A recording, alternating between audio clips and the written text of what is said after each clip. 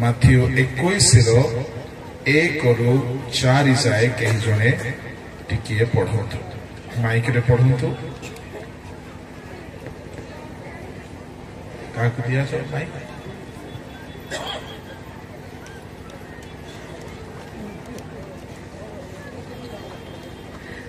ଯେତେବେଳେ ସେମାନେ ଜେରୁସାଲେମର ନିକଟବର୍ତ୍ତୀ ହୋଇ ବେଥଗାମୀ ଜିତା ପର୍ବତ ନିକଟରେ ଉପସ୍ଥିତ ହେଲେ, ସେତେବେଳେ ଯୀଶୁ ଦୁଇ ଶିଷ୍ୟଙ୍କୁ ଏହି ଠାଇଲେ, ତୁମ୍ଭମାନଙ୍କ ସମ୍ମୁଖସ୍ଥ ସେହି ଗ୍ରାମକୁ ଯାଅ, ଆଉ ଯିବା ମାତ୍ରେ ବନ୍ଧା ହୋଇଥିବା ଗୋଟିଏ ଗର୍ଦ୍ଧବୀ ଓ ତାହା ସହିତ ଗୋଟିଏ ଶାବକକୁ ଦେଖିବ। ସେମାନଙ୍କୁ ଫିଟାଇ ମୋ ନିକଟକୁ ଘେନି ଆସ। ଆଉ ଯେବେ କେହି ତୁମ୍ଭମାନଙ୍କୁ କିଛି କହେ, ତେବେ କହିବ, ତୁମ୍ଭମାନଙ୍କ ଠାରେ ପ୍ରଭୁଙ୍କର ପ୍ରୟୋଜନ ଅଛି। ସେହି କ୍ଷଣି ସେ ସେମାନଙ୍କୁ ପଠାଇ ଦେବ। ଭାବବାଦୀଙ୍କ ଦ୍ୱାରା ଆମେ ସମସ୍ତେ ଜାଣୁ ଯୀଶୁ ଗଧ ଶାବକ ଉପରେ ବସିକି ବିଜୟ ଯାତ୍ରା କରିଥିଲେ। ଆଜିର ମୋର ପ୍ରସଙ୍ଗ ଦୁଇ ଭାଗରେ ମୁଁ କହିବି। ଗୋଟିଏ ଭାଗ ହେଲା ଅପ୍ରୟୋଜନୀୟ ବ୍ୟକ୍ତିକୁ ପରମେଶ୍ୱର ପ୍ରୟୋଜନୀୟ କରନ୍ତି। ଆମେ କି ଶାସ୍ତ୍ରରେ ପଢୁନାହୁଁ ଯେଉଁ ପ୍ରସ୍ତରକୁ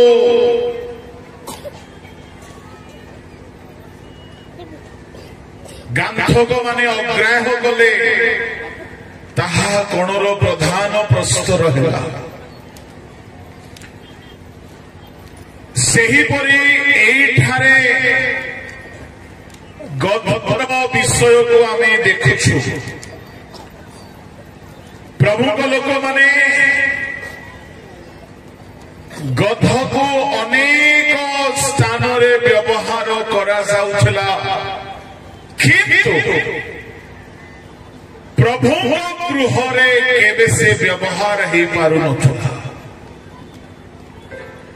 ଗୋଟିଏ ଅଦରକାରୀ ଅଗ୍ରାହ୍ୟ ତିରସ୍କୃତ ହୋଇଥିବା ଗୋଟିଏ ପଶୁ ଥିଲା। ସମାଗମ ତମ୍ବୁରେ ସୋଲୋମନଙ୍କ ମନ୍ଦିରରେ ଯେତେବେଳେ ବଳିଦାନ ଉତ୍ସର୍ଗ କରାଯାଉଥିଲା, ଘୁଘୁ, କାପ୍ଟା, ଛାଗ, ମେଷ, ବୃଷ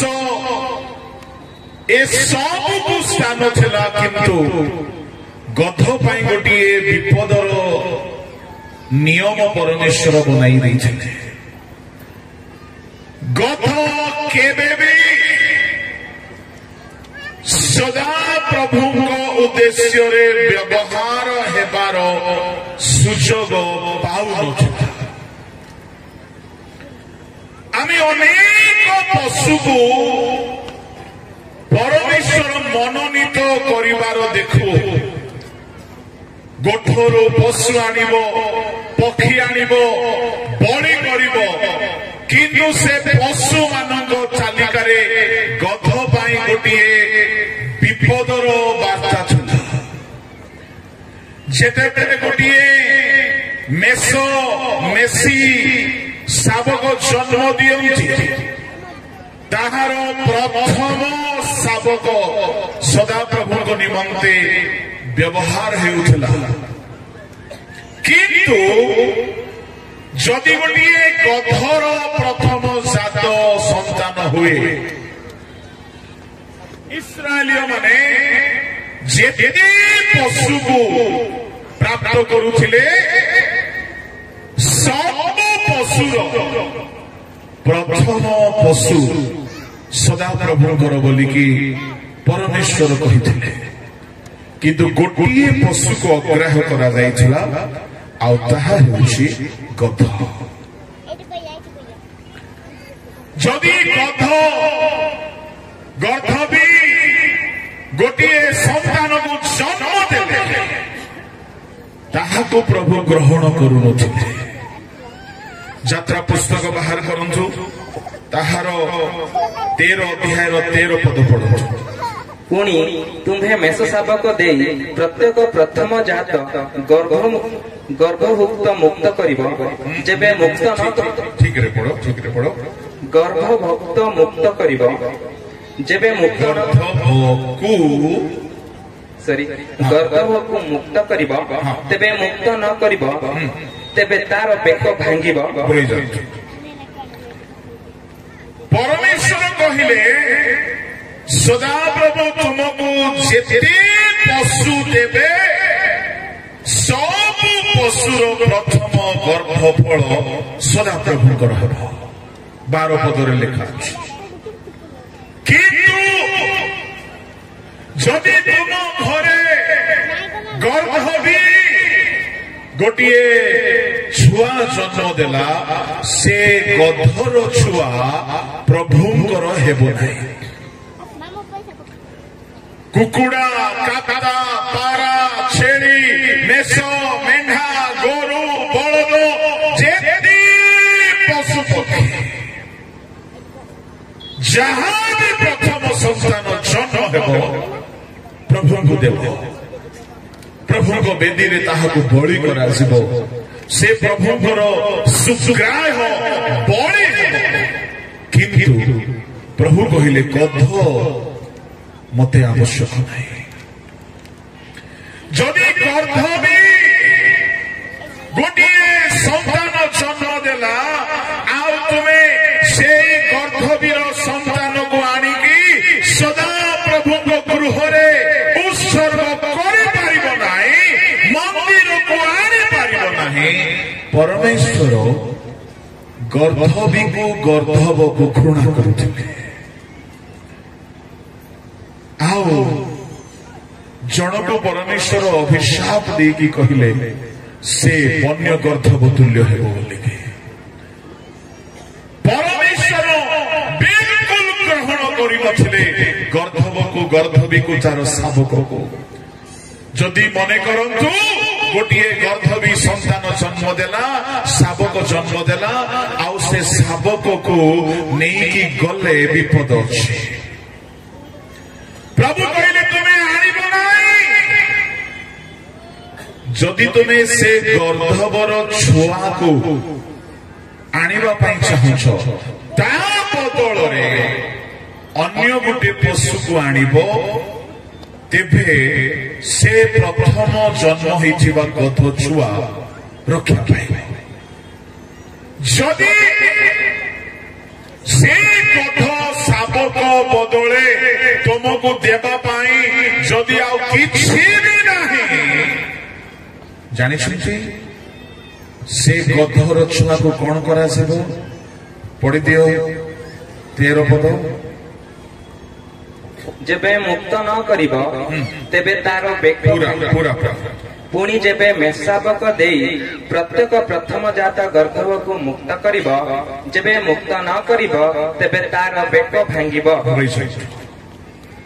जदि गोटे गध छुआ को से छुआ गर्भवीर प्रथम शाबक होइकी जन्म हैला ताको प्रभु को उद्देश्य रे दिया जीव नहीं ताको मुक्त करबा को पड़िबो। मुक्त बोली कहिले ता बदले आउ गोटे पशु को देबा को हो।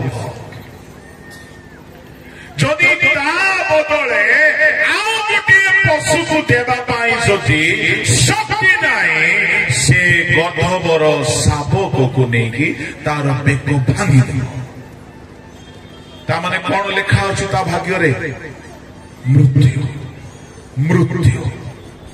प्रभु लोक माने ताको मुक्त जदि करा जीव नाही तार बेक भंगा जाओ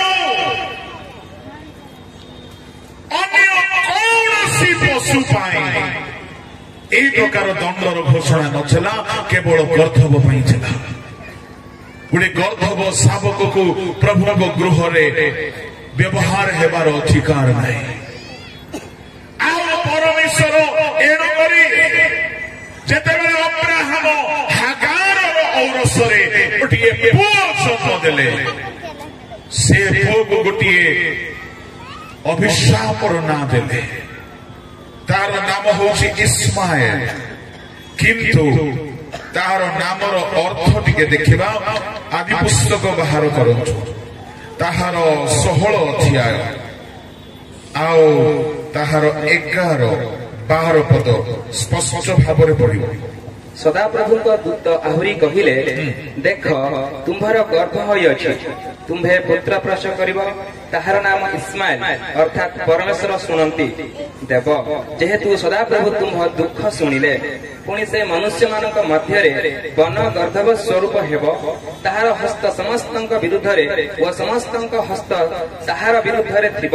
ପୁଣି ସେ ଆପଣା ଭାଇମାନଙ୍କ ସମ୍ମୁଖରେ ବାସ କରିବ। ପରମେଶ୍ୱର କହିଲେ, ସଦାପ୍ରଭୁ ତୁମର ଦୁଃଖ ଦେଖିଲେ, ତୁମର ପୁଅର ନାମ ଇସ୍ମାଏଲ ସଦାପ୍ରଭୁ ଦେଖନ୍ତି ରଖିବ, କିନ୍ତୁ ସେ ବଣ ଗଧ ପରି ହେବ। ପ୍ରଭୁଙ୍କ ଲୋକମାନେ ବାଇବଲରେ 4 ପ୍ରକାର ଗଧର କଥା ଲେଖା ଅଛି। ଗୋଟିଏ ହେଲା ବନ ଗର୍ଦ୍ଧବ ଇସ୍ମାଏଲ। ଏଇ କାହିଁକି ଏହାକୁ ବନ ଗର୍ଦ୍ଧବ ବୋଲି ନାଁ ଦିଆଗଲା? ଏହାର ହାତ ସମସ୍ତଙ୍କ ବିରୁଦ୍ଧରେ। ପରମେଶ୍ୱର ଗଧକୁ ତ ବେଦୀରେ ଗ୍ରହଣ କଲେ ନାହିଁ, ଏଣୁକରି ଇସ୍ମାଏଲକୁ ମଧ୍ୟ ସେ ଗ୍ରହଣ କରିବାକୁ ଚାହିଁଲେ ନାହିଁ, ଏଣୁକରି ତାକୁ ଗଧ ନାଁ ଦେଉଛନ୍ତି। ଇସ୍ମାଏଲର ଅର୍ଥ ସଦାପ୍ରଭୁ ଦେଖନ୍ତି, କିନ୍ତୁ ପ୍ରଭୁ କହିଲେ ସେ ଗର୍ଦ୍ଧବ ହେବ, ତାକୁ ଆମେ ଗ୍ରହଣ କରିବା ନାହିଁ। ସଦାପ୍ରଭୁଙ୍କ ମନ୍ଦିରରେ ଇସ୍ମାଏଲକୁ ସ୍ଥାନ ନାହିଁ, ସଦାପ୍ରଭୁଙ୍କ ଗୃହରେ ବନ ଗର୍ଦ୍ଧବକୁ ସ୍ଥାନ ନାହିଁ। ଏଣୁକରି ପରମେଶ୍ୱର କହିଲେ ସେ ବନ ଗର୍ଦ୍ଧବ ସେ କେବେ ବି ବ୍ୟବହାର ହେଇପାରିବ ନାହିଁ। କିନ୍ତୁ ଆମ୍ଭମାନଙ୍କ ପ୍ରଭୁ ଯୀଶୁ ଖ୍ରୀଷ୍ଟ ଆମକୁ ଗର୍ଦ୍ଧବ ବନେଇ ନାହାନ୍ତି, ଆମକୁ ସେ ମେଷ ବନେଇଛନ୍ତି। ସେ କହନ୍ତି ମୋ ଉତ୍ତମ ମେଷ ପାଳକ। ସେ ଆମମାନଙ୍କୁ ମେଷ ବନାଇଛନ୍ତି, ଆଉ ସେ ଈଶ୍ୱରଙ୍କର ମେଷ ଶାବକ ହେଇକି ଆମ ନିମନ୍ତେ ବଳି ହେଲେ। ପ୍ରଭୁଙ୍କ ଲୋକମାନେ ଗର୍ଦ୍ଧବ ଗୋଟିଏ ଅଗ୍ରାହ୍ୟ ପଶୁ, ଗର୍ଦ୍ଧବ ଗୋଟିଏ ମୃତ୍ୟୁ ନିମନ୍ତେ ନିରୂପିତ ପଶୁ। କିନ୍ତୁ ଦ୍ୱିତୀୟ ଗଧ, ବିଚାରକର୍ତ୍ତା ପୁସ୍ତକ ବାହାର କରନ୍ତୁ। ବିଚାରକର୍ତ୍ତା ପୁସ୍ତକ ତାହାର 5 ଅଧ୍ୟାୟର 10 ପଦ, ଶ୍ଵେତ ଗର୍ଦ୍ଧବ। ହେ ଶ୍ଵେତ ଗର୍ଦ୍ଧବୀ ଆରୋହୀମାନେ, ହେ ଗାଲିଚାରେ ବସିବା ଲୋକମାନେ ଓ ପଥରେ ଗମନକାରୀମାନେ, ତୁମ୍ଭେମାନେ ଗାନ କର। ରାଜାମାନେ, ବିଚାରକର୍ତ୍ତା ମାନେ ଗୋଟିଏ ସ୍ୱତନ୍ତ୍ର ଉଦ୍ଦେଶ୍ୟରେ ଗର୍ଦ୍ଧବୀ ଉପରେ ଆରୋହଣ କରୁଥିଲେ। ବଡ ଧ୍ୟାନ ଦେଇକି ଶୁଣିବେ, ଏହା ଗୋଟିଏ ଐତିହାସିକ ଘଟଣା ଥିଲା। ପ୍ରଭୁଙ୍କ ଲୋକମାନେ ଅଗ୍ରାହ୍ୟ ହୋଇଥିବା ପଶୁ ଉପରେ ଗୋଟିଏ ବିଶେଷ କାମ ଯେତେବେଳେ କରିବାର ଦରକାର ପଡୁଥିଲା, ବିଚାରକର୍ତ୍ତା ମାନେ, ରାଜା ମାନେ ଗର୍ଦ୍ଧ ଉପରେ ଆରୋହଣ କରିକି ଯାତ୍ରା କରୁଥିଲେ। କଣ ସେ ଉଦ୍ଦେଶ୍ୟ ସେମାନଙ୍କର? ପଢନ୍ତୁ ତାର 10ର 4 ପଦ ଟିକେ ପଢନ୍ତୁ। ବିଚାରକର୍ତ୍ତା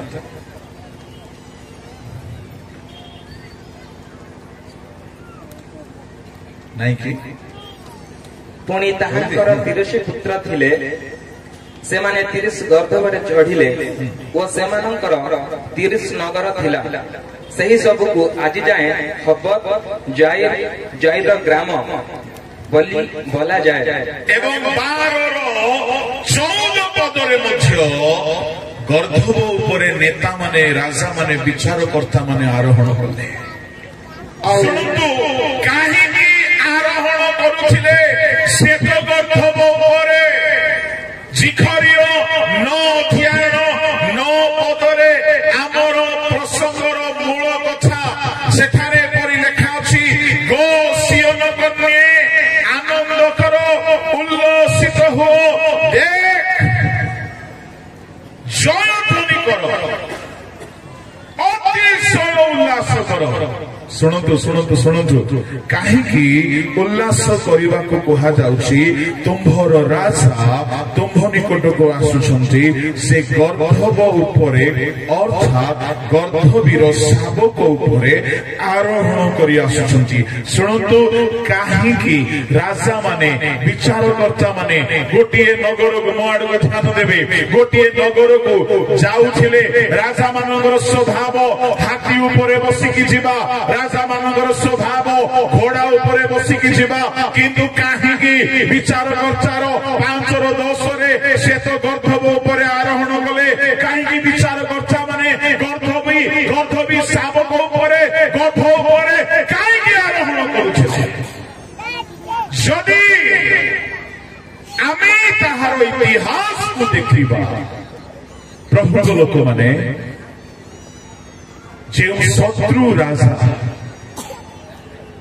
ଯୁଦ୍ଧ କରିବା ପାଇଁ ଚାହୁଁଥିବ ଯୁଦ୍ଧ କଲେ ତାହାର ଦେଶରେ ରକ୍ତ ବହିବ ମୃତ୍ୟୁ ହେବ କ୍ଷତି ହେବ ଲୋକ ଦୁର୍ଭିକ୍ଷର ସମ୍ମୁଖୀନ ହେବେ ଆଉ ଅନ୍ୟ ରାଜା ଯଦି ଶାନ୍ତି ଚାହୁଁଥିବ ସେତେବେଳେ ଜଣେ ଶାନ୍ତି ଚାହୁଁଥିବା ରାଜା ଯୁଦ୍ଧ ନ ଚାହିଁବା ରାଜା ରକ୍ତପାତ ନ ଚାହିଁବା ରାଜା ଲୋକମାନଙ୍କୁ ମୃତ୍ୟୁର ଦଣ୍ଡ ନ ଦେବାକୁ ଚାହିଁବା ରାଜା ସେ ଗୋଟିଏ ସଂକେତ ବ୍ୟବହାର କରୁଥିଲେ ସେମାନେ ଯଦି ଅଶ୍ଵ ଉପରେ ବସିକି ଆସିଲେ ତାମାନେ ଯୁଦ୍ଧ କରିବା ପାଇଁ ଆସୁଥିଲେ ଯଦି ହାତୀ ଉପରେ ବସିକି ଆସୁଥିଲେ ଯୁଦ୍ଧ କରିବା ପାଇଁ ଆସୁଥିଲେ କିନ୍ତୁ ଯଦି ଗର୍ଦ୍ଧବୀ ଉପରେ ବସିକି ଆସୁଥିଲେ ତାମାନେ ଶତ୍ରୁ ରାଜା ଜାଣି ଦଉଥିଲା କି ଏ ଯୁଦ୍ଧ କରିବା ପାଇଁ ଆସୁନାହିଁ ଇଏ ଶାନ୍ତିର ଚୁକ୍ତି କରିବା ପାଇଁ ଆସୁଛି।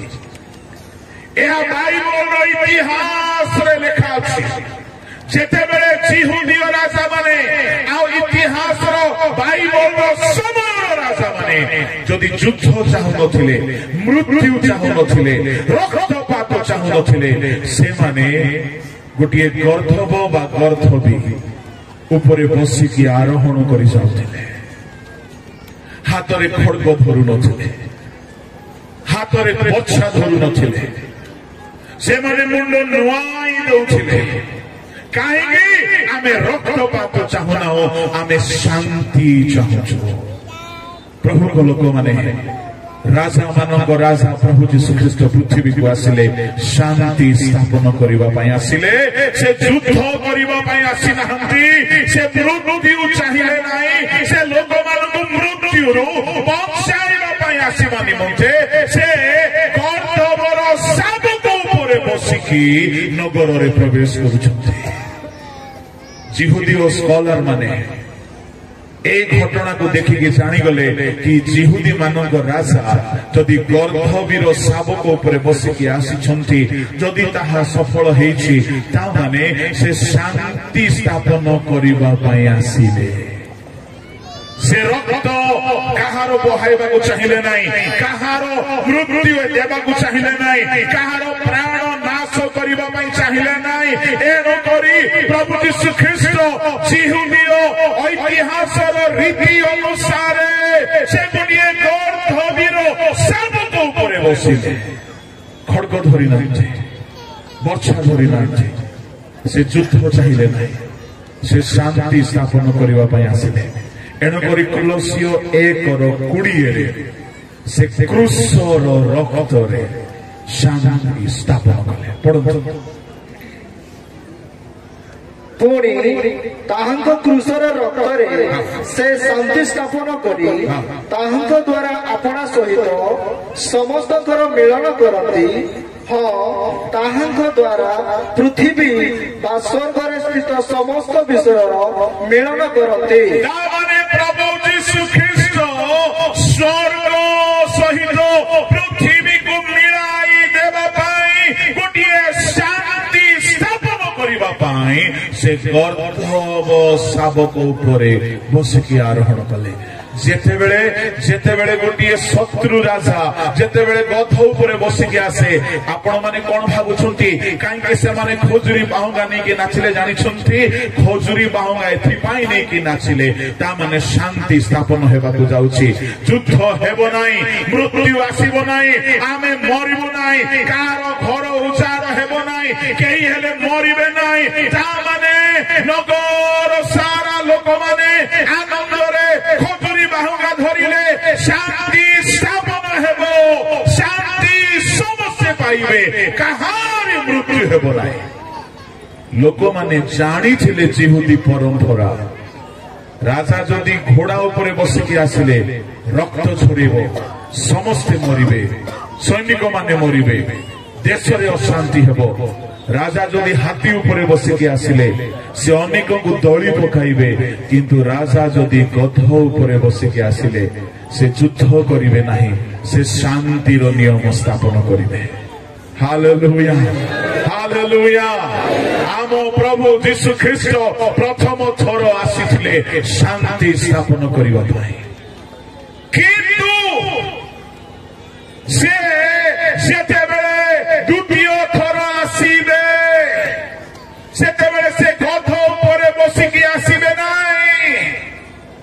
ପ୍ରଭୁ ଲୋକମାନେ ପ୍ରକାଶିତ ବାକ୍ୟ ତାର 19 ଅଧ୍ୟାୟ ବାହାର କରନ୍ତୁ, ଆଉ ପ୍ରକାଶିତ ବାକ୍ୟର 19 ଅଧ୍ୟାୟରେ ସେ ଶ୍ଵେତ ଅଶ୍ଵ ଉପରେ ବସିକି ଆସୁଛନ୍ତି, ତାମାନେ ଯୁଦ୍ଧ କରିବା ପାଇଁ ଆସୁଛନ୍ତି। 19 ଅଧ୍ୟାୟର 11, 12, 13 ପଢନ୍ତୁ। ତତ୍ପରେ ମୁଁ ସ୍ୱର୍ଗରୁ ଉନ୍ମୁକ୍ତ ଦେଖିଲି, ଆଉ ଦେଖ ଗୋଟିଏ ଶ୍ଵେତବର୍ଣ୍ଣ ଅଶ୍ଵ, ତାହାର ଅଶ୍ୱାରୋହୀଙ୍କ ନାମ ବିଶ୍ୱସ୍ତ ଓ ସତ୍ୟ, ସେ ନ୍ୟାଯ୍ୟ ରୂପେ ବିଚାର ଓ ଯୁଦ୍ଧ କରନ୍ତି।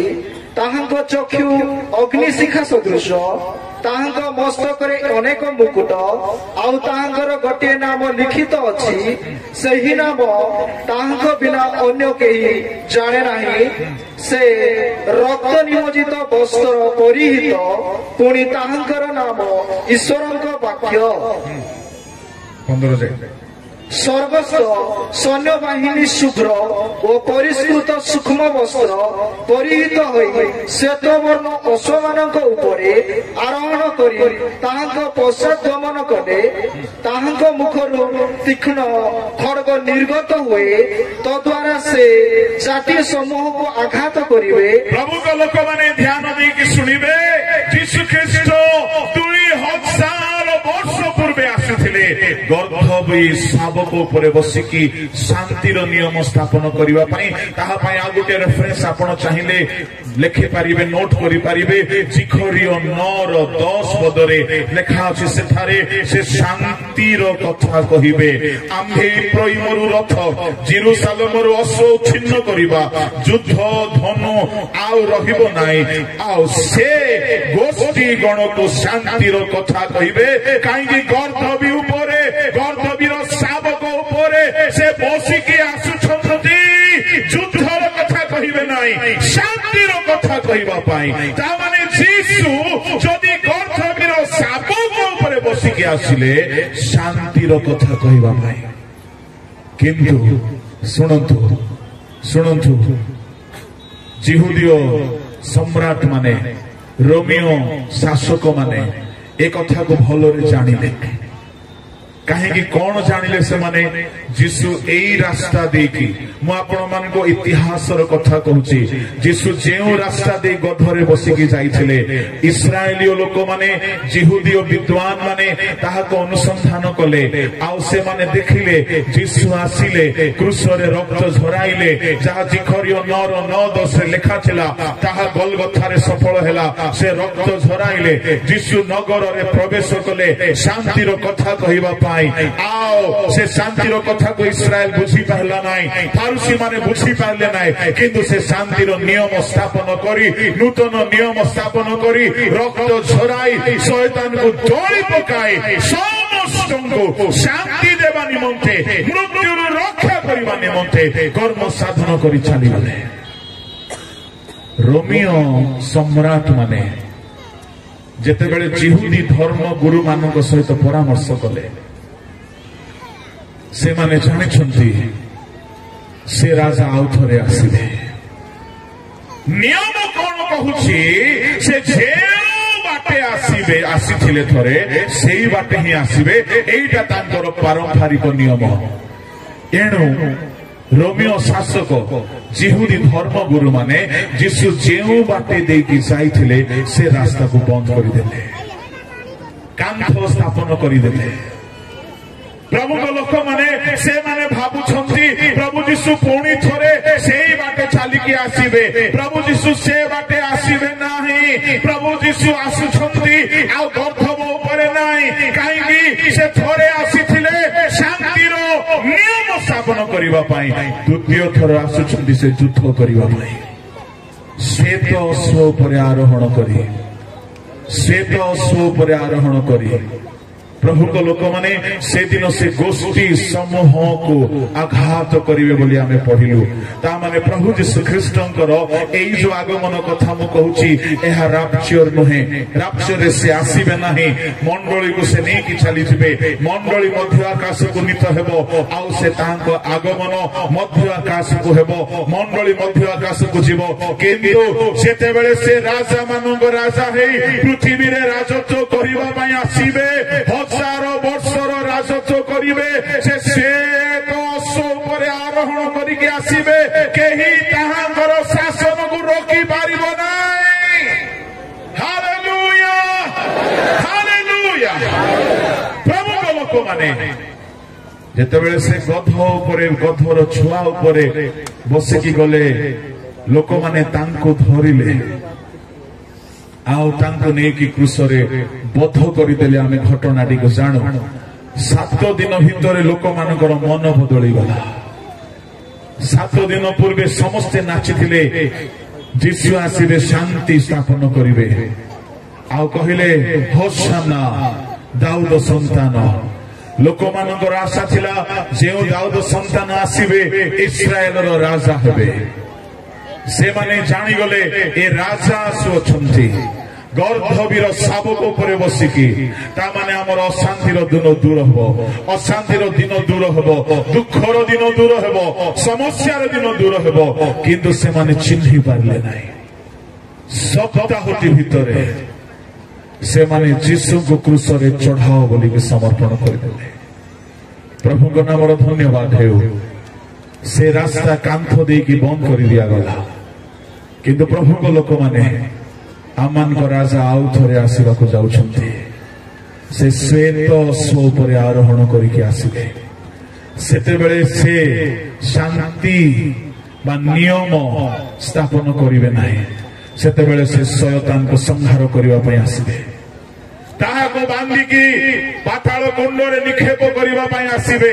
ଆଉ ଯେତେବେଳେ ସେ ଆସିବେ ତାହାକୁ ବାନ୍ଧିକି ପାତାଳ କୁଣ୍ଡରେ ନିକ୍ଷେପ କରିବେ। ପ୍ରକାଶିତ 20 ଅଧ୍ୟାୟର 1, 2, 3ରେ ଲେଖା ଅଛି, ଶୟତାନ 1000 ବର୍ଷ ପର୍ଯ୍ୟନ୍ତ ପାତାଳରେ ବନ୍ଦୀ ହେଇକି ରହିବ। ସେତେବେଳେ ପ୍ରଭୁ ଯୀଶୁ ଖ୍ରୀଷ୍ଟ ରାଜତ୍ୱ କରିବେ। ସେ ଗର୍ଭବୀର ଶାବକ ଉପରେ ଆସିଥିଲେ, ଶାନ୍ତି ସ୍ଥାପନ କଲେ। ସେ ଅଶ୍ଵ ଉପରେ ହୋଇକି ଆସିବେ, ପୃଥିବୀରେ ରାଜତ୍ୱ କରିବେ। Hallelujah, hallelujah. ତାମାନେ ପ୍ରଭୁଙ୍କ ଲୋକମାନେ ଏ ଗର୍ଭବକୁ ଦିନେ ମନ୍ଦିରରେ ସୁଯୋଗ ନଥିଲା। ଏ ଗର୍ଭବକୁ ଦିନେ ବଦନାମ କରାଯାଇଥିଲା। କିନ୍ତୁ ଯେଉଁଦିନ ଯୀଶୁ ବସି ପଡ଼ିଲେ, ଏ ଗର୍ଭବକୁ ମନ୍ଦିର ଭିତରକୁ ଯିବାକୁ, ଜେରୁସାଲେମ ଭିତରକୁ ଯିବାକୁ ସୁଯୋଗ ମିଳିଲା। କେହି ତାହାର ବେକ ଭାଙ୍ଗିଲେ ନାହିଁ। ମୁଁ କହିବା ପାଇଁ ଚାହେଁ, ଯେ ଯାଏ ଯୀଶୁ ଆପଣଙ୍କ ଉପରେ ଥିବେ, ଆପଣଙ୍କର ଦୁର୍ନାମ ଦୂର ହେଇକି ସୁନାମ ଆରମ୍ଭ ହେବ। ଯେଉଁ ଗର୍ଭକୁ ପ୍ରଭୁ କେବେ ବି ବ୍ୟବହାର କରିନଥିଲେ, ସେଇ ଗଧକୁ ନେଇକି ସେ ଶାନ୍ତି ସ୍ଥାପନ କରିବା ପାଇଁ ଯାତ୍ରା କଲେ। ଯଦି ଯୀଶୁ ଆସିବେ, ଆପଣ ନିଜକୁ ଯେତେ ଅଦରକାରୀ, ଅଗ୍ରାହ୍ୟ, ତୁଚ୍ଛନୀୟ ବୋଲି ଭାବୁଛନ୍ତି, ଆପଣଙ୍କର ତୁଚ୍ଛୀକୃତ ଅବସ୍ଥା ଦୂର ହେଇଯିବ। ଯେସାୟା 9 ଅଧ୍ୟାୟର 1, 2ରେ ଲେଖା ଅଛି, କାରଣ ଆମମାନଙ୍କ ନିମନ୍ତେ ବାଳକ ଜନ୍ମି ଅଛନ୍ତି। କାହିଁକି ଜନ୍ମି ଅଛନ୍ତି ତାହାର 6 ପଦରେ ଲେଖା ଅଛି ବାଳକ ଜନ୍ମି ଅଛନ୍ତି, କିନ୍ତୁ 1:2ରେ ଲେଖା ଅଛି ତୁଚ୍ଛୀକୃତକୁ ସମ୍ଭ୍ରାନ୍ତ କରିବା ପାଇଁ ଜନ୍ମି ଅଛନ୍ତି। Hallelujah hallelujah. ପ୍ରଭୁଙ୍କ ଲୋକମାନେ ବାଇବଲରେ ଏ ହେଲା ଗୋଟିଏ ଗଧ ଯାହାକୁ କେବେ ମନ୍ଦିର ଜେରୁସାଲେମର ପ୍ରାଙ୍ଗଣକୁ ଯିବାର ସୁଯୋଗ ନଥିଲା, କିନ୍ତୁ ଯୀଶୁ ବସନ୍ତେ ଯିବାର ସୁଯୋଗ ପାଇଲା। ଇସ୍ମାଏଲ ହେଲା ବନଗର୍ଦ୍ଧବ, ରାଜା ଯୀଶୁ ଆରୋହଣ କଲେ ଗୋଟିଏ ଗର୍ଦ୍ଧବର ଶାବକ ଯାହାକୁ କେବେ ସୁଯୋଗ ନଥିଲା। ବାଇବଲରେ ଆଉ ଗୋଟିଏ ଗଧ ଯାହାକୁ ଗୋଟିଏ ଟାଇମ ପାଇଁ ବ୍ୟବହାର କରାଯାଇଥିଲା, ତୃତୀୟ ଗଧ, ସେ ହେଲା ବିଲିୟମର ଗଧ। ବିଲିୟମର ଗଧକୁ ମାଡ଼ ପଡ଼ିଲା 3 ଥର, ପ୍ରଭୁ ତାର ମୁଖ ଫିଟାଇ ଦେଲେ। ବିଲିୟମର ଗଧ ସବୁବେଳେ ବିଲିୟମକୁ ନେଇକି ଯାତ୍ରା କରୁଥିଲା, ସବୁବେଳେ ବିଲିୟମକୁ ସେ ବହନ କରିକି ଯାଉଥିଲା। ଦିନେ ବିଲିୟମ ତାକୁ ପ୍ରହାର କରନ୍ତେ ତାର ମୁଖ ଫିଟିଗଲା। ଗଣନା ପୁସ୍ତକ 22:21, ଦ୍ୱିତୀୟ ପିତର 2:16, ଦ୍ୱିତୀୟ ପିତର 2:16 ଖାଲି ଟିକେ ପଢନ୍ତୁ।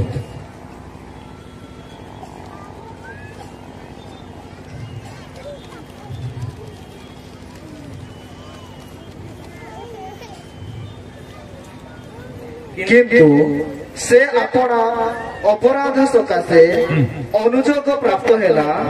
ଗୋଟିଏ ମୂକ ପଶୁ ମନୁଷ୍ୟ ସ୍ୱରରେ କଥା କହି ଭାବବାଦୀର ଉନ୍ମତ୍ତତା ନିବୃତ୍ତ କଲା। ଗୋଟିଏ ମୂକ ପଶୁ, ମୁଁ କହିବି ଭାଇମାନେ, ପ୍ରଭୁଙ୍କ ଲୋକମାନେ, गोटे समय आसला बाइबल रे कौनसी पशु मुख फिटाई की प्रभु को सेवा करी नाही। मुख फिटाई की जदिबा करिछि कुकुड़ा करिछि। पितर समय रे कुकुड़ा डाकिला, पितर से स्वर शुणी की कांदिले अनुताप कले, किंतु मनुष्यर भाषा रे कार भाषा रे मनुष्यर भाषा रे जदि से विलियम कंधमाल रही था गध को भाषा कही था कोई भाषा कही था, किंतु से गध कंधमाल नाई बोली भावुच कि से कंधमाल गध अटे। जेते पपका आबा माने बसुंती कौन बोली भावुच, ए माने हेले प्रभुंकर गध। Praise the Lord. Hallelujah. किंतु जे जाए माड़ो पड़िबो नाही आमोदे प्रभुंक स्वर बाहरबो नाही। खाली ट्रेनिंग नेले आ ए सीटे प्रभुंकर माड़ो पड़िथिबो चाहबो। काहेकि मु कहूची माड़ो पड़िबो, परमेश्वर प्रहार द्वारा शिक्षा दियंती। पिटा कर्म रे सिंधुक तैयारी कले व्यवहार हैला, पिटा कर्म रे दीप वृक्ष तैयारी कले व्यवहार हैला। आउरी गरड़ा पत्थर जहां पानी माड़ खाई खाई चिकण हेछि ताहा दाऊद द्वारा व्यवहार हैला। परमेश्वर जो माने शासित हेकि शिखिछंती से मानकु से शीघ्र व्यवहार करंती। एई कथा प्रहार खाइला, प्रभु तार मुख फिटाइले, मनुष्यर भाषा रे से कथा कहला।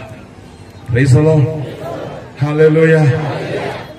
ए गध दिन को दिन प्रमोशन हेकि चलिला।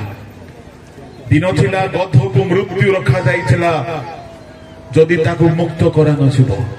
समय आसिला राजा माने आरोहण कले, जदि शांतिर काम करिवार अछि गध न चढ़ी गले हेउ नथिला। प्रभुक लोक माने शुणु, विलियम भी सेठी पाई गध उपरे बसिकी जाइथिला। से मध्य शांतिर वार्ता नहीं की गला, किंतु चोर बुद्धि जाय नाही, पैसा खाइबार बुद्धि जाय नाही, अभिशाप देबा पाई पैसा लांच खाइछि। एणु करी जो मिशन नहीं कि से बाहरी थिला ତାହା ସକ୍ସେସ୍ ହେଲା ନାହିଁ, ଉଲ୍ଟା ଗଧ ଦ୍ୱାରା ବାଇବଲ ଷ୍ଟଡି ପାଇକି ରକ୍ଷା ପାଇଲା।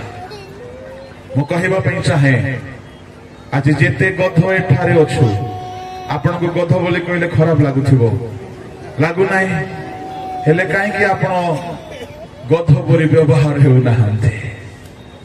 ପ୍ରଭୁଙ୍କ ଲୋକମାନେ ଯଦି ଗୋଟେ ଗଧର ମୁଖ ଦ୍ୱାରା ଜଣେ ମହାନ ଭାବବାଦୀ ପରିବର୍ତ୍ତନ ହେଇଯାଉଛି, ତେବେ ଆମର ମୁଖ ଦ୍ୱାରା କାହିଁକି ଅନେକ ଲୋକ ପରିବର୍ତ୍ତନ ହେବେ ନାହିଁ? ଯାହାକୁ ଦିନେ ଅଦରକାରୀ ବୋଲି ବଦନାମ କରାଯାଇଥିଲା, ସମୟ ଆସିଲା ସେ ବ୍ୟବହାର ହେବାକୁ ଲାଗିଲା, ସେ ବ୍ୟବହାର ହେବାକୁ ଲାଗିଲା। ମୁଁ କହିବା ପାଇଁ ଚାହେଁ, ଏଠାରେ ଯଦି ଆପଣଙ୍କୁ ସମାଜ ତୁଚ୍ଛ କରୁଛି, ମଣ୍ଡଳୀ ତୁଚ୍ଛ କରୁଛି, ଗାଁ ଲୋକ ତୁଚ୍ଛ କରୁଛନ୍ତି, ଶୁଣନ୍ତୁ ଆପଣଙ୍କ ପାଇଁ ଗୋଟେ ଗୁଡ୍ ନ୍ୟୁଜ୍। ପ୍ରଭୁ ତୁଚ୍ଛୀକୃତକୁ ସମ୍ଭ୍ରାନ୍ତ କରିବା ପାଇଁ ଜନ୍ମ ହେଲେ, ପ୍ରଭୁ ଅଦରକାରୀକୁ ଗ୍ରହଣୀୟ କରିବା ପାଇଁ ଜନ୍ମ ହେଲେ। ତାମାନେ ଆପଣ ଯଦି ସମ୍ପୂର୍ଣ୍ଣ ସମର୍ପିତ ହେବେ, ଶୀଘ୍ର ପ୍ରଭୁ ସମସ୍ତଙ୍କ ଠାରୁ ଅଧିକ ଆପଣଙ୍କୁ ବ୍ୟବହାର କରିବାର ସମୟ ଆସୁଛି। ଧୀରେ କରତାଳି ବଜାନ୍ତୁ।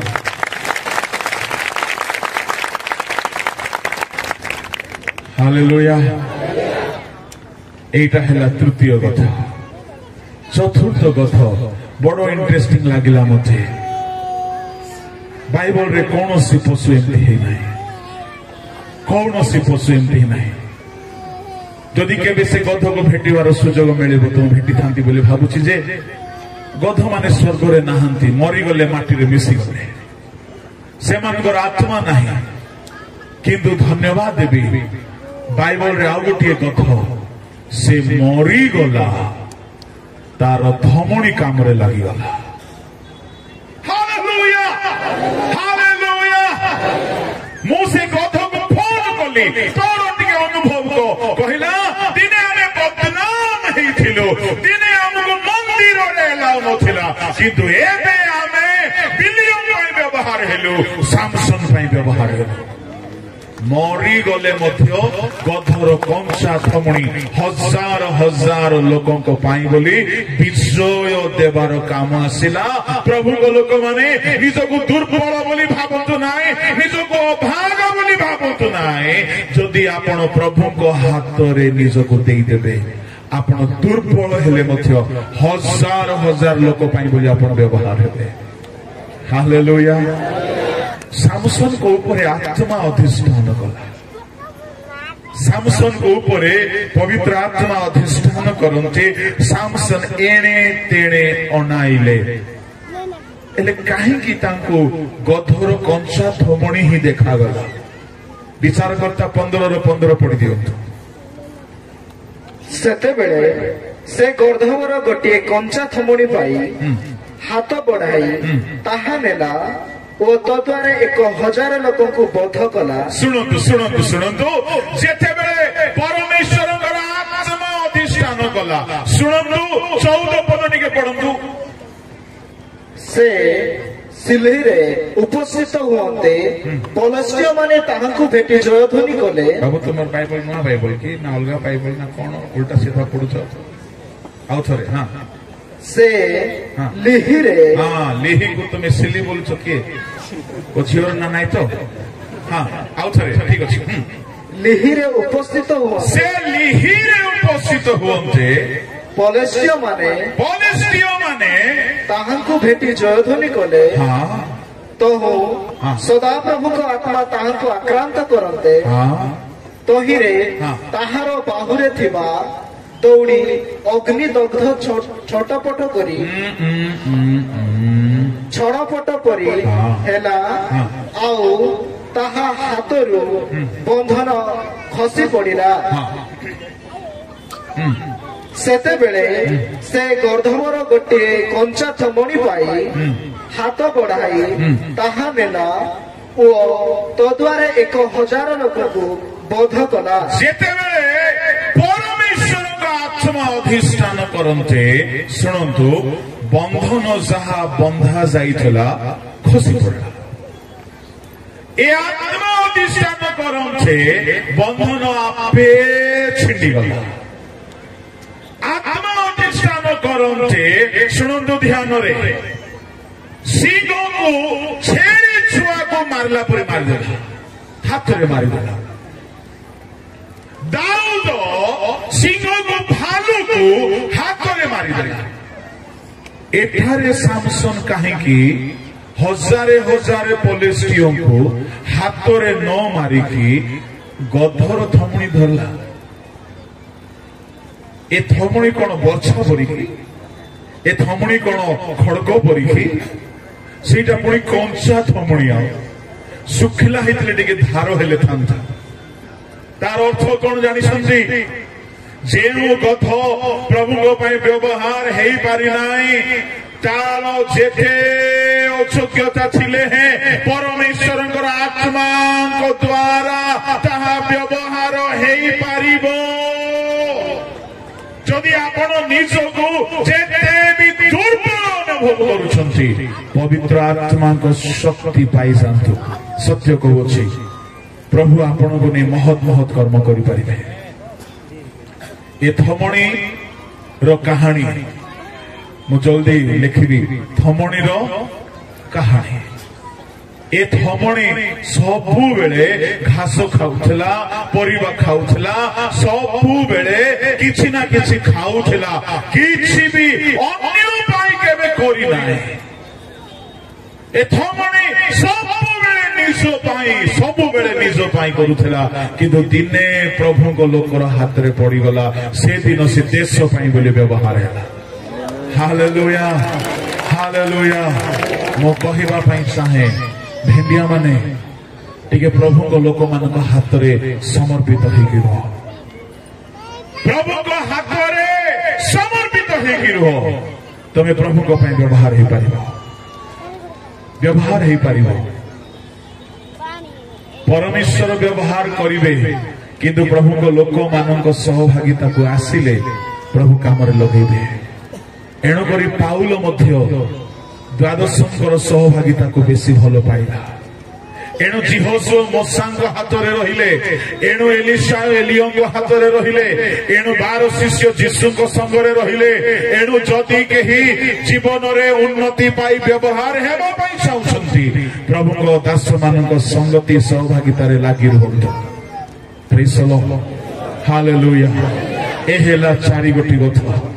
ଇସ୍ମାଏଲ ବନଗଥ, ଦ୍ୱିତୀୟ ଗଥ ରାଜା ମାନେ ଆରୋହଣ କରିବାର ଗଥ, ତୃତୀୟ ଗଥ ବିଲିୟମର ଗଥ, ଚତୁର୍ଥ ମରିକି ଖଣ୍ଡ ବିଖଣ୍ଡ ହେଲେ ହେଁ ତାର ମୃତ ଅସ୍ଥି ବ୍ୟବହାର ହେଇକି ହଜାର ହଜାରକୁ ପରାସ୍ତ କରିବାର ଏକ ଗଥ। ଆପଣ କେଉଁ ଗଥ ଅଟନ୍ତି? କିନ୍ତୁ ପ୍ରଭୁଙ୍କ ଲୋକମାନେ ଏମିତି ପ୍ରଚଣ୍ଡ ଭାବରେ, ମହାନ ଭାବରେ ଆପଣ ବ୍ୟବହାର ହେଇପାରିବେ, କିନ୍ତୁ କେତେବେଳେ ଜାଣନ୍ତି? ଆଉ ଥରେ କହିବେ, ଯୀଶୁ ଶିଷ୍ୟମାନଙ୍କୁ ପଠାଇଲେ, ଯାଅ ସେ ଗର୍ଦ୍ଧବ ନିକଟକୁ, ତାର ବନ୍ଧନ ଫିଟାଇକି ଆଣ। ଆପଣମାନଙ୍କ ନିକଟକୁ ପ୍ରଭୁଙ୍କ ଦାସମାନେ ଆସିଛନ୍ତି, ଓଡ଼ିଶାରେ ଅଛନ୍ତି। ସେମାନଙ୍କ ସହଭାଗିତା ନ ମିଳିଲେ, ସେମାନଙ୍କ ବାକ୍ୟର, ଉପାସନାର, ଶିକ୍ଷାର, ପରାମର୍ଶର, ଗାଇଡେନ୍ସର, ଫେଲୋସିପର ସହଭାଗିତା ନ ପାଇଲେ ଆପଣ ଯୋଉଠି ବନ୍ଧା ହେଇଛନ୍ତି ସେଇଠି ବନ୍ଧା ହେଇକି ରହିଯିବେ। ଯେ ଯାଏ ବନ୍ଧନ ଫିଟି ନାହିଁ, ଯୀଶୁ ଆରୋହଣ କରିବେ ନାହିଁ। ଯେ ଯାଏ ଆପଣଙ୍କର ବନ୍ଧନ ଫିଟି ନାହିଁ, ପ୍ରଭୁ ବ୍ୟବହାର କରିବେ ନାହିଁ। ମୁଁ ଆପଣଙ୍କୁ 7 ଗୋଟି ବନ୍ଧନ କଥା କହିବି। ଏ ବନ୍ଧନ ଜଲ୍ଦି ଜଲ୍ଦି ଜଲ୍ଦି ଫିଟାଇ ଦିଅନ୍ତୁ। ଆଉ ଆମେ ପ୍ରଭୁଙ୍କ ଦାସମାନେ ଏ ବନ୍ଧନ ଖୋଲିବା ସେବା କରି ଚାଲିଛୁ। ହାଲେଲୁୟା। ପ୍ରଥମ ବନ୍ଧନ ପାପର ବନ୍ଧନ। ହିତୋପଦେଶ 5 ଅଧ୍ୟାୟ ତାହାର 22 ପଦ ଟିକେ ପଢନ୍ତୁ।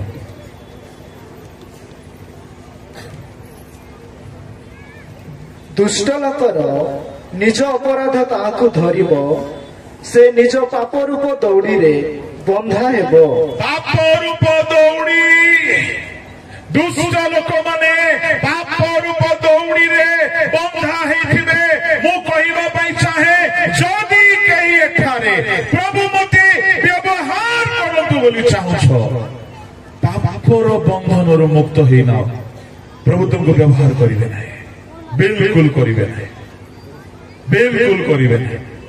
ଦିନେ ଗୋଟେ ବିଶପ ମହାଶୟ, ଆମେ 2 ଜଣ ଥିଲୁ ଗୋଟେ ଜାଗାରେ, ସେ ବାକ୍ୟ ଦେଲା ବେଳେ କହିଲେ, କଣ କହିଲେ ଶୁଣନ୍ତୁ, ଇଣ୍ଟରେଷ୍ଟିଂ କଥା। ପାପର ବନ୍ଧନ କେଡେ ଖତରନାକ, କେଡେ ଭୟଙ୍କର। ଜଣେ ବିଶପ, ଆପଣ ମାନେ ବି ଜାଣନ୍ତି ତାଙ୍କୁ, ସେ ନିଜେ କହିଲେ ଗୋଟେ ସଭାରେ, ଗୋଟେ ଗସି ସଭାରେ, ମୁଁ ବକ୍ତା ଥାଏ, ସେ ଗେଷ୍ଟ ଥାନ୍ତି। କଣ କହିଲେ? ପାପର ବନ୍ଧନ ଏତେ ଡେଞ୍ଜର ଯେ ମୋର ଥିଓଲୋଜି ଲାଇଫକୁ ବରବାଦ କରିଦେଲା। କେମିତି?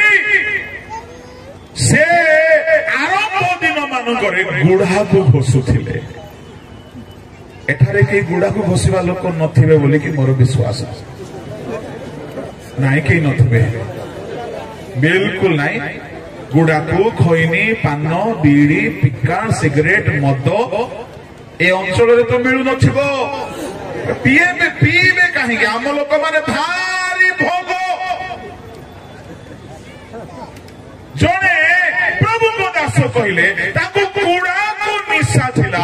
ସକାଳୁ ଉଠିଲେ ସେ କନ୍ଧମାଳରେ ଏତେ ଭଲ ଭଲ ଦାନ୍ତ କାଠି ମିଳେ, କରିଞ୍ଜ ମିଳିବ, ଶାଳ ମିଳିବ, ହଁ, ନିମ୍ବ ମିଳିବ, ଆହୁରି ହଁ ସ୍ୱର୍ଗୀ, ହଁ, ଆହୁରି ଅପାମା ରଙ୍ଗ ମିଳିବ। ଜାଣିଛନ୍ତି ଅପାମା ରଙ୍ଗ କଣ?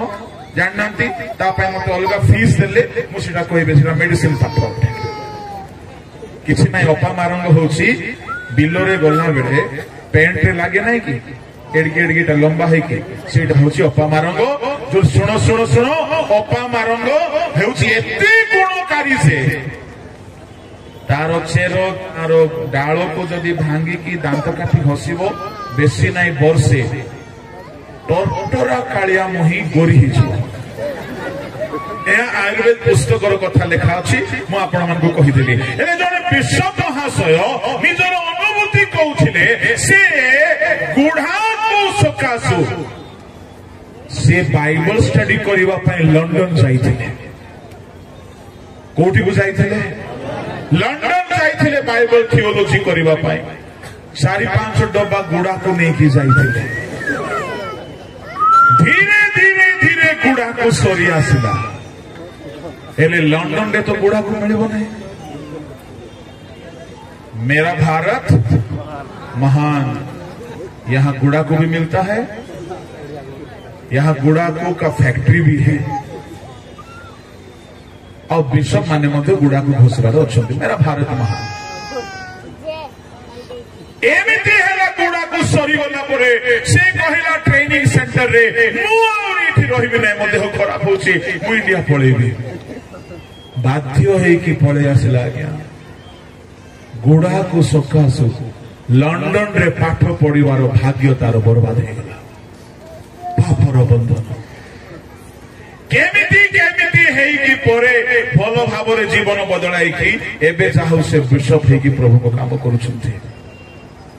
मु कहिबा पई चाहे, जदि केही पापर बंधन रे पड़िछ, जदि केही मदर बंधन रे पड़िछ, जदि केही निशा सेवनर बंधन रे पड़िछ, जे जाए ए बंधन फिटिब नाय, प्रभु तुम उपरे आरोहण करिबे नाय।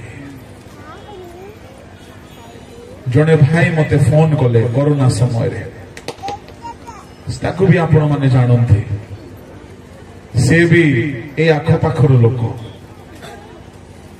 से तो कहते आज्ञा मो ना नहीं कि कहतु आज्ञा मत खुशी लगे ना ना कहीं कह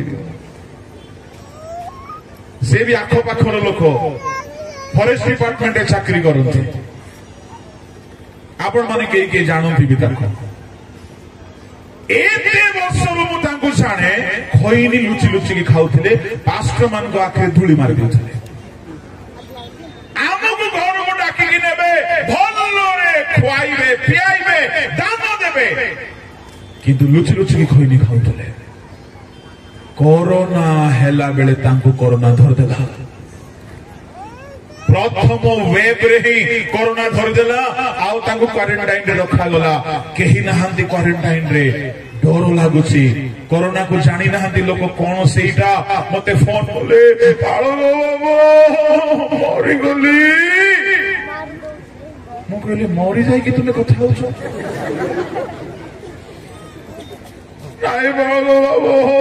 पाप कर कौन पाप कर मत कोरोना मत क्षमा कर कौन है नहीं मुझे खोईनी लुचि लुचि की खाऊली आज को छाड़देवी मत कोरोना रक्षा कर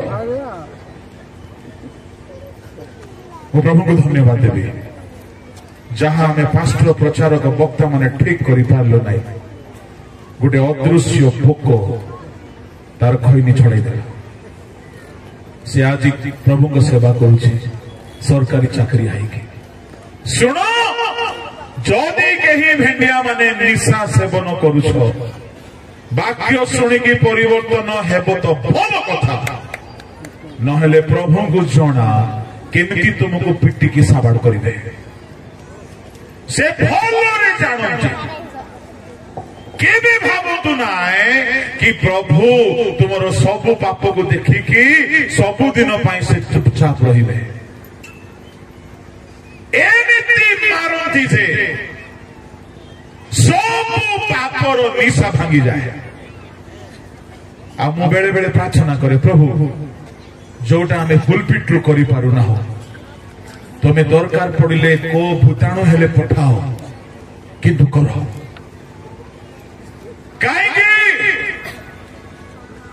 बेले बेले पालक माने भी मद पीवा पालक जाक अछंती गोटे गोटे जगार मु शुणिली जने विष पी हांडी हांडी मद पिउछि से जे कहीं हेउतो जदि परमेश्वर आपनको मनोनीत करिसंती व्यवहार करिवा पई जे जाय निशार बंधन फिटी नाही प्रभु जीशु आपनको ऊपर बसी पारिबे नाही बंधा हिथिबा गर्भव शावक उपरे से बसी पारिबे नाही एणु मु कहिबा पई चाहे आपण जे कही पापर बंधन रे अछो ए बंधन फिटाइबा पई जहा जहा हम शिक्षा देउछु ताहा ग्रहण करो ए बंधन रो बाहरी आसो जेबे तुमे बाहरी आसीबो तुम चक्षु ताहा देखिबो जा जीवन रे केबे देखि ना हो प्रभु तुम ऊपर बसिबे आ तुम सामना रे दुनिया नाचिबा को लागिबो तुम जीवन रे एमिति गौरव मिलिबो जहा तुमे केबे पाइबो हालेलुया किंतु पापर बंधन छिंडिबा को पड़िबो द्वितीय बंधन व्यवस्थार बंधन आजिकाली अनेक मंडली मानकरे व्यवस्थार बंधन लोक मानक चापी पकाउछे गलातियो 5:1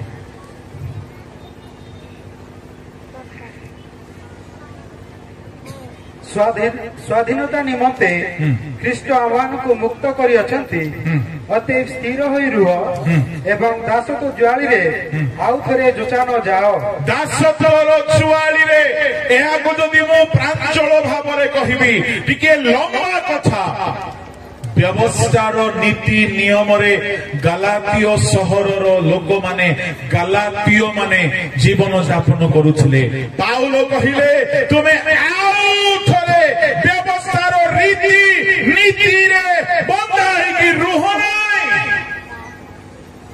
तुमे स्वाधीनता निमंते आहुत होइछ मो कहिबा पई चाहे आम अंचल रे ओडिसा रे मध्य अनेक रीतिनीति मंडली रे चली जोटा कि गोटे गोटे व्यवस्थार बंधन अटे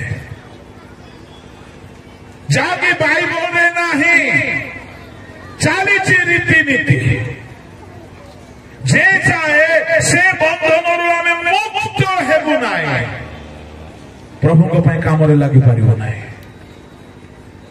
विभिन्न नीति नियम ग्राम मानकरे लागिछि मु आपनको कहिबा पई चाहे अनेक बेकार नियम गुडाक अछि जो नियम गुडाक बिल्कुल भी बाइबल अनुमोदित नाही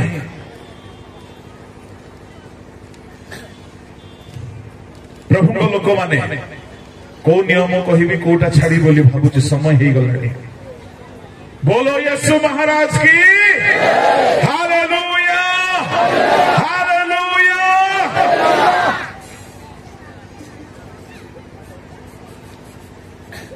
मंडली को किसी प्रथम फल आसला ସେଇଟାକୁ ନିଲାମ କରାଯାଉଛି। ଏଇଟା କୋଉ ବାଇବଲର ରେଫରେନ୍ସର ନିୟମ ଅଟେ? ସେଟା କାହିଁକି ପାଳକଙ୍କୁ ଦିଆଯିବ ନାହିଁ? ଚାଲିଛି ପୁଣି ଅନେକ ମଣ୍ଡଳୀରେ ଆହୁରି କିଛି କିଛି ନିୟମ ଅଛି। ଆରାଧନା ହେବାକୁ ନାହିଁ, ପବିତ୍ର ଆତ୍ମାଙ୍କର ଉପାସନା ହେବାକୁ ନାହିଁ, ବିଭିନ୍ନ ନିୟମ ଆଣିକରି ସବୁ ବାଧା ଜନ୍ମାଇ ଦିଆଯାଉଛି। ମୁଁ କହିବା ପାଇଁ ଚାହେଁ, ଯେ ପର୍ଯ୍ୟନ୍ତ ବ୍ୟବସ୍ଥାର ବନ୍ଧନରୁ ମୁକ୍ତ ହେବେ ନାହିଁ, ପ୍ରଭୁ ଯୀଶୁ ଆପଣଙ୍କ ଉପରେ ଆରୋହଣ କରିପାରିବେ ନାହିଁ। ଯେଉଁଠାରେ ଈଶ୍ୱରଙ୍କ ଆତ୍ମା ସେଠାରେ ସ୍ୱାଧୀନତା। ଏହାକୁ ମୁଁ ଆଉ ଅଧିକ ବୁଝାଇବି ନାହିଁ। ତୃତୀୟ ବନ୍ଧନକୁ ଦେଖନ୍ତୁ। ତୃତୀୟ ବନ୍ଧନ ହେଲା ରୋଗର ବନ୍ଧନ। ଲୁକ 13 ଅଧ୍ୟାୟ ତାହାର 16-17 ପଦ।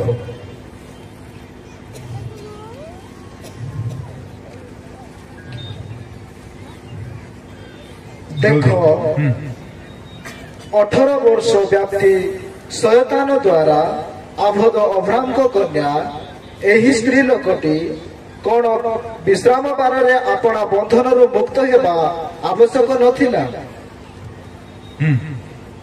ଆଉ ସେ ଏହି କଥା ସବୁ କହନ୍ତେ ତାହାଙ୍କ ବିପକ୍ଷ ସମସ୍ତେ ଲଜ୍ଜିତ ହେବାକୁ ଲାଗିଲେ। 18 ବର୍ଷ ଧରି ଜଣକୁ ଶୟତାନ ବାନ୍ଧି ଦେଇଛି ରୋଗର ବନ୍ଧନରେ, ଯୀଶୁ ତାହାକୁ ମୁକ୍ତ କଲେ। ମୁଁ କହିବା ପାଇଁ ଚାହେଁ, କିଛି କିଛି ରୋଗ ଶୟତାନ ଦ୍ୱାରା ଆସିଥାଏ।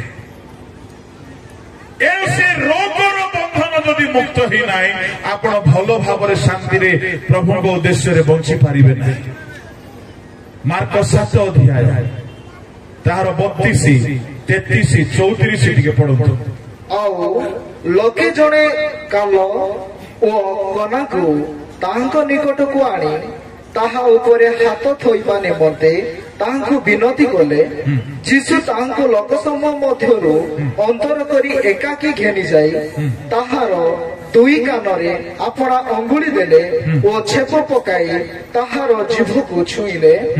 ଆଉ ସ୍ୱର୍ଗ ଆଡେ ଊର୍ଦ୍ଧ୍ୱ ଦୃଷ୍ଟି କରି ଦୀର୍ଘ ନିଶ୍ୱାସ ପକାଇ ତାହାଙ୍କୁ କହିଲେ, ଇପଥା, ଅର୍ଥାତ୍ ଫିଟିଯା। ସେଥିରେ ତାହାର କର୍ଣ୍ଣ ଉନ୍ମୁକ୍ତ ହେଲା ଓ ଜିଭାର ବନ୍ଧନ ସେହି କ୍ଷଣି ଫିଟିଗଲା। ଜିଭାର ବନ୍ଧନ ରୋଗ ଏକ ବନ୍ଧନ ଅଟେ। ଯେ ପର୍ଯ୍ୟନ୍ତ ଯୀଶୁ କଥା କହିନାହାନ୍ତି, ଏ ରୋଗର ବନ୍ଧନ ଖୋଲିବ ନାହିଁ। ପ୍ରଭୁଙ୍କ ଲୋକମାନେ କେତୋଟି ବନ୍ଧନ କହିଲି ମୁଁ? 3ଟି। ଚତୁର୍ଥ ବନ୍ଧନ ହେଉଛି ଅଧର୍ମର ବନ୍ଧନ। ଲୁକ ତାହାର 8 ଅଧ୍ୟାୟର 22-23। ସେହି ସମୟରେ ଦିନେ ସେ ଓ ତାହାଙ୍କ ଶିଷ୍ୟମାନେ ଗୋଟିଏ ନୌକାରେ ଚଢ଼ିଲେ। ଆଉ ସେ ସେମାନଙ୍କୁ କହିଲେ, ଆସ ହ୍ରଦର ଆରପାରିକି ଯିବା। ପ୍ରେରିତ, ମୁଁ କଣ କହିଲି? ଆଚ୍ଛା ସରି, ପ୍ରେରିତ 8-22।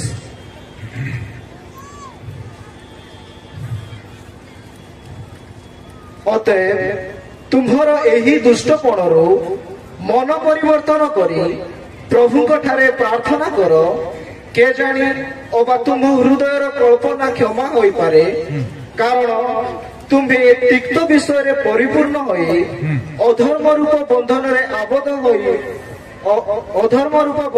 ଆବଦ୍ଧ ଅଛ ବୋଲି ମୁଁ ଦେଖୁଅଛି। ଅଧର୍ମର ବନ୍ଧନ, ଶୁଣନ୍ତୁ ଶୁଣନ୍ତୁ ଶୁଣନ୍ତୁ, ଏ ଅଧର୍ମର ବନ୍ଧନ କଣ ବୋଲି କହିଲେ? ଜଣେ କୁହୁକ ସିମନ, ବାଇବଲରେ ଅନେକ ସିମନ, କୁରଣୀୟ ସିମନ, ପିତର ସିମନ, ଆଉ ଜଣେ ହେଲେ କୁହୁକ ସିମନ। ଫିଲିପ ସମରିୟାକୁ ଯାଇ ସେଠାରେ ସୁସମାଚାର ପ୍ରଚାର କରନ୍ତେ ଜଣେ ଗୁଣିଆ ପରିବର୍ତ୍ତନ ହେଲା। କିନ୍ତୁ ଗୁଣି ଗାରୁଡ଼ି କୁହୁକ ବିଦ୍ୟା ଦ୍ୱାରା ତାର ବହୁତ ଲାଭ ହେଉଥିଲା। ଏବେ ସବୁ ଲାଭ ବନ୍ଦ ହେଇଗଲା। ଦିନେ ବଡ ବକ୍ତା ପିତର ଆସିଛନ୍ତି ସମରିୟାର ଫିଲିପ ଆଜ୍ଞାଙ୍କର ଚର୍ଚ୍ଚରେ। ହେଲେ ଫିଲିପଙ୍କ ପାଖରେ ସେ ବରଦାନ ନଥିଲା। ଫିଲିପ ସୁସ୍ଥ କରୁଥିଲେ, କିନ୍ତୁ ପିତର ହାତ ରଖୁ ରଖୁ ଲୋକ ପବିତ୍ର ଆତ୍ମା ପାଉଥିଲେ। ଇଏ ସିମନ ଯିଏ କୁହୁକ ବିଦ୍ୟା କରୁଥିଲା, ସବୁ ବିଦ୍ୟା ଛାଡ଼ି ଦେଇଛି, ୟାକୁ ଏବେ ମାଲ ଇନକମ ହେଉନାହିଁ। ଇଏ ଦେଖିଲା ପିତର ଆଜ୍ଞା ହାତ ରଖୁ ରଖୁ ଲୋକ ପବିତ୍ର ଆତ୍ମା ପାଉଛନ୍ତି। ଇଏ ଭାବିଲା କଣ, an idea can change your life. An idea can change your life. याको गोटे आइडिया आसला कौन, मु जीवी पितर आज्ञा को कहबी, आज्ञा ए जो हाथ रखिले लोक पवित्र आत्मा पाउछंती, मु मध्य सेमती हाथ रखिले लोक पाइबार अछि। एटा मते टिके दियो, केते टंका कुओ। आर उद्देश्य कौन जानी छंती, ये बेपारिया लोक तो ये वरदान पाई जाओ जाओ ये बिजनेस स्टार्ट करिवो। कौन बिजनेस, बाहर बोर्ड लगेई देबो, praise the lord, hallelujah hallelujah. ये बाहर बोर्ड लगेई देबो, कौन बोली, मिरेकल मिनिस्ट्री जी आसीबो, एतिकी टंकारे पवित्र आत्मा पाइबे। हेले चोर माने भी आसबे, मधुआ माने भी आसबे, डकायत माने भी आसबे, कहीं एतिकी टंका देव जो पवित्र आत्मा मिल जाए। हेले ये कौन आशा रखी, हाथ रखी जन को पवित्र आत्मा के टंका से बिकब, आज्ञा मन करतु 10,000। हेले गोटे 100 लोक आसले केते डाबू हैला, हाँ 10 लक्ष लक्ष। मु भावुଥିଲି मु जणे गणितरे फेल होली, एडी बेसी गध माने अछंती। हालेलुया। 10 जण आसिले लक्ष टंका, 100 जण आसिले 10 लक्ष। हेले 100 कोन एबे जदि जणे काउंटर खोली देबो सुवर्णगिरी रे, 100 टंका देले पवित्र आत्मा मिलिबो, एठी अधा लोक साडे पळेबे। चालीछि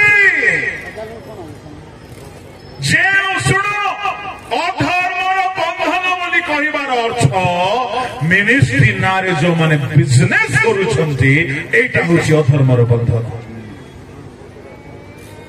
15 टंकार पानी बोतल को नहीं करी सेठी लेबेल लगेई दे करी 200 टंकार बिकुछंती चोर माने। की बंधन रे आबद्ध, अधर्म बंधन।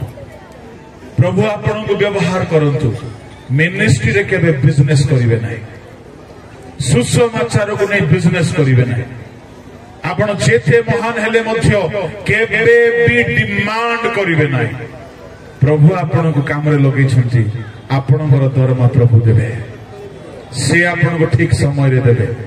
अनेक जगह रे पानी बाबू मु जाइछु, हमको लोग भलो व्यवहार करिसंती, किछि देई नाही। किंतु आमे जानो आमको अपॉइंटमेंट देवा सरकार ठीक समय हमको दरमा दउछि। Hallelujah hallelujah. जने भाई मते फोन करी कहला, आज्ञा ओडिसा रे के अंचल रे बेसी दान मिले। मु कहली कंधमाल रे। Praise the Lord. मजाक करू नहीं, या सत्य अटे। आपण मान सामने कौशी बोली मिथ्या बोली भावतु नहीं, यह सत अटे। मु कहीं कहवा चाहे, कई भावुवे बड़ बड़ सहर में बेसी पैसा मिलुथिबो नहीं। हाथी का दांत दिखाने के लिए अलग, चबाने के लिए अलग होता है। अच्छी आ केतरा सहर, किंतु जदि आमे लाइन रे रखिबा, कंधमाल भी अच्छे। आपण माने बण जंगल भितर रहिले मध्य प्रभु को सेवा रे खर्च करबा शिखिछंती। एटा गोटे आशीर्वाद विषय। हालेलुया। ता बोली बेसी फुली जानते नहीं, ओके। हाँ ମୁଁ କହିବାର ଭାବ ହେଉଛି ଆମେ ଯେ କେହି ପ୍ରଭୁଙ୍କ ସେବା କରୁ କେବେ ହେଲେ ପଇସା ଆଶାରେ ସେବା ନ କରୁ, ବିଜନେସ୍ ନ କରୁ। ଯୀଶୁ କହିଲେ ବିନା ମୂଲ୍ୟରେ ପାଇଛ, ବିନା ମୂଲ୍ୟରେ ଦାନ କର। ହାଲେଲୁୟା। ଯିଏ ମିନିଷ୍ଟ୍ରିକୁ ନେଇକି ବିଜନେସ୍ କରେ ସେ ଅଧର୍ମର ବନ୍ଧନରେ ଆବଦ୍ଧ, ଆଉ ସେମାନଙ୍କର ପାପ କେବେ କ୍ଷମା ହେବ ନାହିଁ, କେବେ କ୍ଷମା ହେବ ନାହିଁ। ସେମାନେ ରକ୍ଷା ପାଇବେ ନାହିଁ, ବିନଷ୍ଟ ହେଇଯିବେ। ପଞ୍ଚମ ବନ୍ଧନ ପ୍ରଭୁଙ୍କ ଲୋକମାନେ ଦାସତ୍ୱର ବନ୍ଧନ। ଏପ୍ରି ତାର 2 ଅଧ୍ୟାୟର 15 ପଦ ଟିକେ ପଢନ୍ତୁ।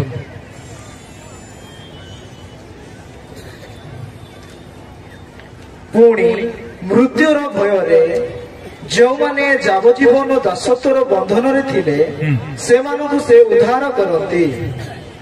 ଯେଉଁମାନେ ଯାବଜୀବନ ମୃତ୍ୟୁକୁ ଭୟ କରି ଦାସତ୍ୱର ବନ୍ଧନରେ ଥିଲେ ପ୍ରଭୁ ଯୀଶୁ ସେମାନଙ୍କୁ ଉଦ୍ଧାର କରିବା ପାଇଁ ଆସିଲେ। ଏହାକୁ ମୁଁ ବର୍ଣ୍ଣନା କରିବେ ନାହିଁ।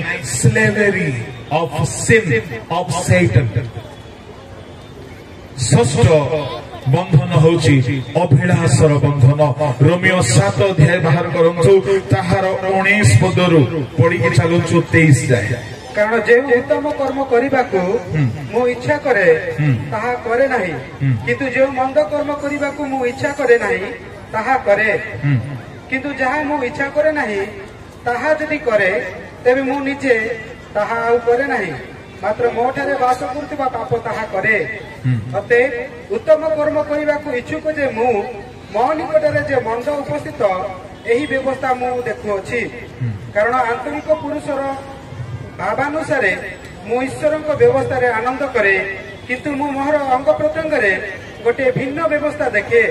ତାହା ମୋର ମନର ବ୍ୟବସ୍ଥା ବିପକ୍ଷରେ ଯୁଦ୍ଧ କରେ, ଆଉ ମୋର ଅଙ୍ଗ ପ୍ରତ୍ୟଙ୍ଗରେ ଯେଉଁ ପାପର ବ୍ୟବସ୍ଥା ଅଛି ମତେ ସେଥିର ବନ୍ଦୀ କରିଦିଏ। ହାୟ ଦୁର୍ଭାଗ୍ୟ ମନୁଷ୍ୟ ଯେ ମୁଁ, ମତେ ଏହି ମୃତ୍ୟୁର ଶରୀରରୁ କିଏ ଉଦ୍ଧାର କରିବ? ପାପର ବ୍ୟବସ୍ଥା ଶରୀରର ଅଙ୍ଗ ପ୍ରତ୍ୟଙ୍ଗରେ ପାଉଲ ଅନୁଭବ କରୁଛନ୍ତି। ଅଙ୍ଗ ପ୍ରତ୍ୟଙ୍ଗରେ ପାପ ବାନ୍ଧି ଦେଇଛି। ଆଖିରେ ଗୋଟିଏ ଅଭିଳାଷ, ଏଇଟା ଗୋଟିଏ ବନ୍ଧନ। ଯେଉଁ ଯୁବାମାନେ ଶାରୀରିକ ଅଭିଳାଷ ଛାଡି ପାରିନାହାନ୍ତି, ଅଭିଳାଷର ବନ୍ଧନରେ ବନ୍ଧା ହେଇଯାଇଛନ୍ତି। ଯେ ଯାଏ ଆପଣ ସେଠାରୁ ମୁକ୍ତ ହେଇନାହାନ୍ତି, ଆପଣ ଜୀବନ ମୁକୁଟ, ଅକ୍ଷୟ ମୁକୁଟ ପାଇପାରିବେ ନାହିଁ। ପାଉଲ କହିଲେ ପ୍ରଥମ କରିନ୍ତି 9 ଅଧ୍ୟାୟର ତାହାର 25, 26, 27 ପଦରେ, ଆମମାନେ ପରିମିତ ଭୋଗୀ ହେଉ ଯେପରି ଅକ୍ଷୟ ମୁକୁଟ ପ୍ରାପ୍ତ ହେଉ, ଶରୀରକୁ ମାରିକି ବଶରେ ରଖୁ। ଶୁଣ ଯୁବାମାନେ, ଯୋଉମାନେ ମୋବାଇଲରେ ବିଭିନ୍ନ ଅଶ୍ଳୀଳତାକୁ ଦେଖିକି ଆସକ୍ତ ହେଇଛ, ଯେ ଯାଏ ସେ ପାପର ବନ୍ଧନରୁ ମୁକ୍ତ ହେଇନାଅ, ଆପଣ କୌଣସି ମତେ ଅକ୍ଷୟ ମୁକୁଟ ପାଇପାରିବେ ନାହିଁ। ଶେଷ ବନ୍ଧନ ହଉଛି ମୃତ୍ୟୁର ବନ୍ଧନ। ପ୍ରେରିତ 2:24 ପଦ ପଢନ୍ତୁ। କିନ୍ତୁ ଈଶ୍ୱର ମୃତ୍ୟୁର ବନ୍ଧନ ମୁକ୍ତ କରି ତାହାକୁ ଉଠାଇ ଅଛନ୍ତି, କାରଣ ସେ ଯେ ମୃତ୍ୟୁ ଦ୍ୱାରା ଆବଦ୍ଧ ରହିବେ ତାହା ଅସମ୍ଭବ। ଶେଷ ବନ୍ଧନ, କିଏ ମୃତ୍ୟୁର ବନ୍ଧନରୁ ମୁକ୍ତ ହେବ? ଆମର ଖ୍ରୀଷ୍ଟିଆନ ଜୀବନରେ ଯଦି ଆମେ ମନ ପରିବର୍ତ୍ତନ କରିବା ନାହିଁ, ପାପରୁ ଫେରିବା ନାହିଁ, କବରରୁ ଉଠି ପାରିବା ନାହିଁ, ପ୍ରଭୁ ଯୀଶୁ ଶୀଘ୍ର ଆସୁଛନ୍ତି। କିନ୍ତୁ ମୃତ୍ୟୁର ବନ୍ଧନ ଫିଟାଇକି ଯୀଶୁ ଉଠିଲା ପରେ ଜାଣିଛନ୍ତି କେଉଁମାନେ ଉଠିବେ? ଯେଉଁମାନେ ଖ୍ରୀଷ୍ଟଙ୍କ ଠାରେ ଥାଇକି ମରିଛନ୍ତି। ଏ ମୃତ୍ୟୁର ବନ୍ଧନ ଖ୍ରୀଷ୍ଟିଆନ ମାନେ ଫିଟାଇ ପାରିବେ ନାହିଁ, କିନ୍ତୁ ଖ୍ରୀଷ୍ଟଙ୍କ ଠାରେ ଥିବା ଖ୍ରୀଷ୍ଟିଆନ ମାନେ। ହାଲେଲୁୟା। ଟିକେ ଜୋରରେ କରତାଳି ବଜାନ୍ତୁ। ଏ ମୃତ୍ୟୁର ବନ୍ଧନ ପବିତ୍ର ଜୀବନ ବିତାଇବା ଖ୍ରୀଷ୍ଟିଆନ ମାନେ।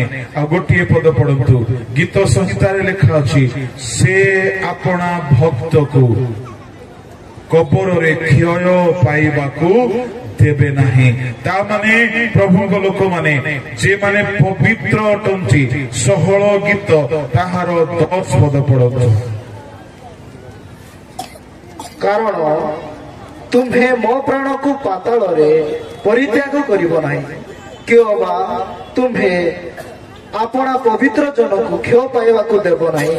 ତାମାନେ ପବିତ୍ର ଜୀବନ ବିତାଇବା ଲୋକ ଯୀଶୁ ଆସିବା ସମୟରେ ମୃତ୍ୟୁର ବନ୍ଧନକୁ ଫିଟାଇକି ଉଠିବ। ଏ 7 ଗୋଟି ବନ୍ଧନ ଯଦି ଆମ ଜୀବନରୁ ଦୂର ହେଇନାହିଁ ଆମେ ଇହ କାଳରେ ବିଜୟ ଯାତ୍ରାର ଅଂଶୀ ହେଇପାରିବା ନାହିଁ। ଆମର ସେବା ବିଜୟର ସେବା ହେବ ନାହିଁ। ଆମେ ଅନନ୍ତ କାଳରେ ଈଶ୍ୱରଙ୍କ ରାଜ୍ୟରେ ଯାଇପାରିବା ନାହିଁ। ଆସନ୍ତୁ ଚକ୍ଷୁ ବନ୍ଦ କରନ୍ତୁ। 5 ମିନିଟ କେହି ଏଣେ ତେଣେ ଅନାଇବେ ନାହିଁ।